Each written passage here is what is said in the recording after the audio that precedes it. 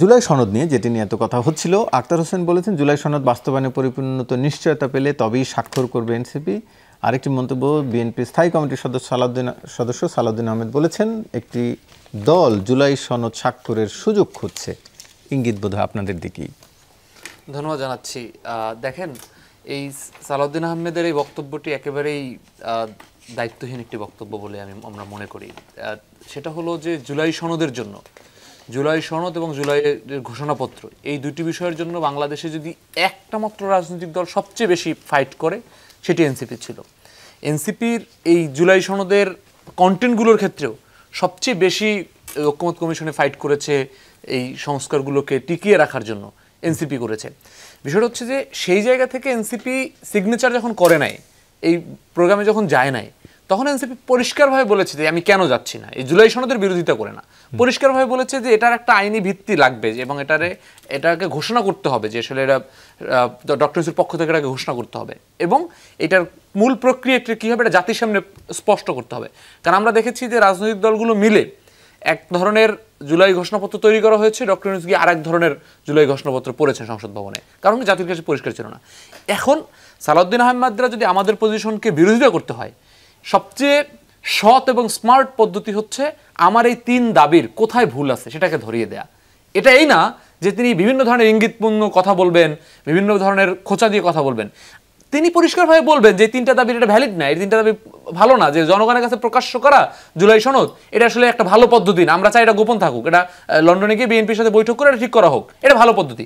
এই ধরনের সৎসাহসে তাদের প্রকাশ্যভাবে বললে এটা হচ্ছে সৎ পদ্ধতি। দ্বিতীয় কথা হচ্ছে, আমি বাবুল ভাইয়ের সাথে একটা জিনিস অ্যাড করি এই জুলাই সনদের প্রসঙ্গেই, সেটা হচ্ছে দেখেন তিনি বলেছেন বিএনপি অনেক জায়গায় কম্প্রোমাইজ করেছেন, তার দুইটা বক্তব্য আমি কোট করছি। দ্বিতীয় কথা বলেছেন যে দেখেন এমন একটা ভালো পদ্ধতি হয়েছে যেই পদ্ধতিতে আর একটা স্বৈরাচার গঠন হবে না, যেমন দুইবারের বেশি প্রধানমন্ত্রী না থাকা, তারপর হচ্ছে নির্বাচন কমিশন স্বাধীনভাবে গঠন হওয়া। এখন দেখেন এগুলো ভালো পদ্ধতি, এটা কিন্তু বিএনপির তৃণমূল সহ সারা বাংলাদেশের মানুষ স্বীকার করে এটা একটা ভালো পদ্ধতি। এই ভালো পদ্ধতি বাস্তবায়ন করার জন্য আমাদের এই পুরো 1.5 বছর এই গভর্নমেন্টের এই ঐক্যমত্য কমিশন সহ বিভিন্ন জায়গায় ফাইট করতে হয়েছে, বিএনপিকে এই জায়গায় কম্প্রোমাইজ করাতে হয়েছে। এই ভালো পদ্ধতিগুলো আমরা বিএনপি থেকে প্রস্তাবনা পাই নাই। বিএনপি যদি শুরুতে আইসা বলতো যে হ্যাঁ আমরা মনে করি যে এটা একটা ভালো পদ্ধতি, আমরা দুইবারে বেশি প্রধানমন্ত্রী মানবো না, তাহলে কিন্তু এইরকম অনেক আলাপ আলোচনা যেটা আজকে এসে বিএনপি এভাবে ক্রেডিট নেওয়ার চেষ্টা করছে, আমরা তো কম্প্রোমাইজ হয়েছি, হ্যাঁ কম্প্রোমাইজ হয়েছি, তার মানে এই ধরনের জায়গা থেকে আমাদের চাপ দিয়ে কম্প্রোমাইজ করাইতে হয়েছে যে জিনিসগুলো ভালো। আমরা মনে করছিলাম যে 17 বছর বিএনপি নির্যাতিত এবং বিরোধী দলের জায়গায় থেকে বিএনপির মধ্য থেকে এই ধরনের প্রস্তাবনাগুলো আসবে। তারা সবসময় 31 দফা দিয়েছেন, কিন্তু যখন তারা মনে হয়েছে যে আগামী তারা রাষ্ট্র ক্ষমতায় যাবেন তখন তাদেরকে সেই জিনিসগুলো কম্প্রোমাইজ করতে হয়েছে। দ্বিতীয় জায়গাটা হচ্ছে আরেকটা জায়গায় একটু আমি এই আলাপটা খুব সেন্সিটিভ, আমার মনে হয় যে বাবুল ভাই এটা একেবারে এভাবে মিন করছেন কিনা, সেটা হচ্ছে যে এই সরকারের সময় আমাদের শত শত সফলতা আছে, শত শত সফলতা আছে, আবার অনেক ব্যর্থতা আছে, সেই ব্যর্থতাগুলো নিয়ে আমাকে পরিষ্কারভাবে কথা বলতে পারতে হবে। মনে করেন শেখ হাসিনা 2000 মানুষ মেরে ফেলছে, এটা যেমন একটা গৃহীত অন্যায়, 71 পরবর্তী সময়ে সবচেয়ে বড় অপরাধ এটা যেমন অন্যায় সেটা আমরা যেমন বলবো, আবার যদি আজকে একজন মানুষ মারা যায় সেটার জন্য এই সরকার এবং রাজনৈতিক দল এবং এটার সাথে সম্পৃক্ত সবাইকে প্রশ্ন করতে হবে।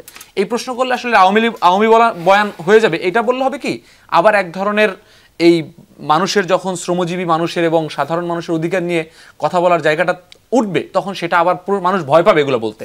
কারণ মনে করেন এই বিজিটি কার্ড কিংবা হচ্ছে এই বিধবা কার্ডের এটাকে 100% আওয়ামী লীগ পলিটিসাইজ করছে। এই গভর্নমেন্টের দায়িত্ব হচ্ছে এটাকে 99% করা না, 1% কম দেয় না। এই গভর্নমেন্টের দায়িত্ব হচ্ছে 100% দিবে, ওই পলিটিসাইজেশনটা বাদ দিবে। এই জিনিসগুলো পরিষ্কারভাবে আমাদেরকে বলতে পারতে হবে এবং এই জিনিসগুলোর ব্যাপারে আমাদের সচেতন থাকতে হবে। এই গভর্নমেন্টের যেমন ইন্টারিম সরকার, তার অনেক ধরনের সক্ষমতা নাই, এটা যেমন আমরা বলি, আবার এমন অনেক বিষয় এই গভর্নমেন্ট সক্ষমতা দেখাইছে যেই বিষয়গুলো অনেক পলিটিক্যাল গভর্নমেন্ট নিতে পারে নাই।